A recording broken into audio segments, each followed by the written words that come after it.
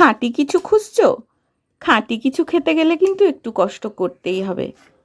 বাড়িতে দারুণ স্বাদের সামার সিজন স্পেশাল কিছু বানালাম। জামাই ষষ্ঠী স্পেশাল ম্যাঙ্গো সন্দেশ। খুব ইজি, হাত ব্যথা করবে না। মিক্সার গ্রাইন্ডারেই দারুণ সন্দেশ বানানো তোমাদের সাথে আজকে শেয়ার করব। পুরো ভিডিওটা দেখতে থেকো, স্কিপ না করে। চলো এবার এটাকে কাটিং করে নিই। এখন না কেউ হার্ড ওয়ার্ক করে না, সবাই কিন্তু অল্প আয়াসে স্মার্ট ওয়ার্ক করতে চায়। আমি এই ম্যাঙ্গো সন্দেশ বানানোর জন্য কিন্তু একই টেকনিক ইউজ করেছি। হাতে করে ভালো করে ডলে ডলে ছানা মেখে আমের সন্দেশ বানানোর চাইতে ঢের সহজ হচ্ছে এই ম্যাঙ্গো সন্দেশ। কোনো হাতের ব্যবহার নেই, শুধু একটু মিক্সার গ্রাইন্ডারটা অন আর অফ করতেই যা একটু খাটনি। আর মিষ্টিটা বা ম্যাঙ্গো সন্দেশটা দেখে নিশ্চয়ই বুঝতেই পারছো যে এটা কতটা মেল্টিং মাউথ হয়েছিল। মুখে দিলে একদম মিলিয়ে যাচ্ছিল আর খুবই টেস্টি হয়েছিল। চলো ঝটপট বানাতে হয় কি করে বলে দিই। এখানে আমি 200 গ্রাম মতন চিনি নিয়েছিলাম, যেটা আমি 3টে এলাচি দিয়ে একদম ফাইন গ্রাইন্ড করে নিয়েছি, একদম মিহি করে পিষিয়ে নিয়েছি। আর এই দেখো আমার ফেভারিট আম, যারা আমার রেসিপিগুলো ফলো করো বা চ্যানেল ফলো করো তারা জানো আমার হিমসাগর আম ভীষণ ফেভারিট। এই দেখো একদম এত বড় সাইজের একটা হিমসাগর আম। এই হিমসাগর আম দিয়ে আজ বানাবো ম্যাঙ্গো সন্দেশ। এখানে যে ম্যাঙ্গো পাল্পটা বেরিয়েছে সেটা কিন্তু অ্যাপ্রক্সিমেটলি 200 গ্রাম। এখানে এইভাবে ভালো করে কেটে নেব। যে যেমন খুশি করে ম্যাঙ্গো পাল্প বার করতে পারো, আমার যেটা সহজ লেগেছে আমি সেভাবেই দেখিয়েছি। এই যে এইভাবে চামচে করে তুললে আমার কাজটা সহজ হয় আর ওয়েস্টেজটাও কম হয়, কেননা ছালের সাথে অনেকটা আম উঠে আসে। এখানে প্রায় 200 গ্রাম ম্যাঙ্গো পাল্প হয়েছে, একদম অ্যাপ্রক্সিমেটলি বলছি। আর এখানে 200 গ্রাম পনির নিয়ে নিয়েছি।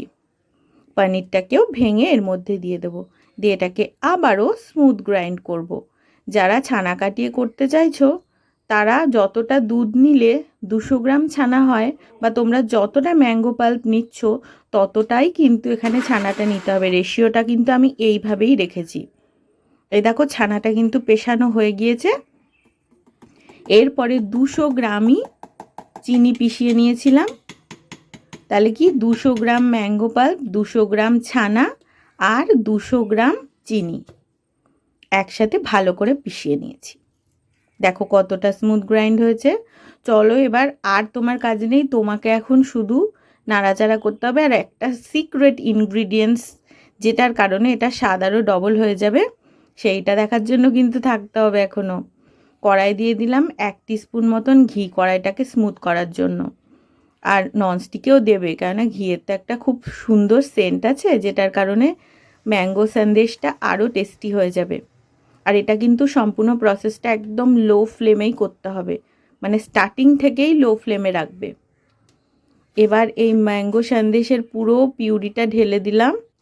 ঢেলে দিয়ে নাড়াচাড়া করতে করতে এটা দেখাচ্ছি, দেখো বাবলস উঠতে শুরু করেছে ঠিক 5 মিনিট পর। ওই 5 থেকে 6 মিনিট পর তোমাকে দিয়ে দিতে হবে একটু টেস্ট এনহ্যান্সার, মানে হচ্ছে লবণ। মিষ্টি জিনিসে একটু লবণ দিলে তো অবশ্যই সেটার স্বাদ বেড়ে যায়, সেটা তোমরা সবাই জানো। আবার নাড়াচাড়া করো, কিছুক্ষণ থামবে। আর এই বাবলসগুলো আসা মানেই এটা শুকোতে শুরু করেছে। এটা যত রিডিউস হবে তত টেস্ট বাড়বে, তত ম্যাঙ্গোটাও পাক হবে ভালো। এবার এখানে দিয়ে দিয়েছি আমি 100 গ্রাম গুঁড়ো দুধ। এটা দিলাম ধরো 15 মিনিট পর। 15 মিনিট পর যখন রিডিউস হয়ে গেছে, আর লো ফ্লেমেই চলছে এটা, 15 মিনিট অ্যাপ্রক্সিমেটলি বলছি, কিন্তু তোমাদের কিন্তু দেখতে হবে আর আন্দাজ করতে হবে।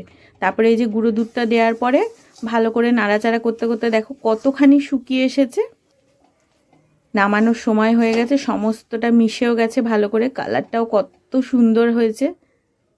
আর আমার না একটু সন্ধে সন্ধে হয়ে গেছিলো বলে একটু আলো আধারি হচ্ছে, এটা তোমরা একটু ক্ষমা সুন্দর দৃষ্টিতে দেখে মার্জনা করে দিও। এই যে এবার এটাকে আমি সেট করে দেব একটা থালাতে।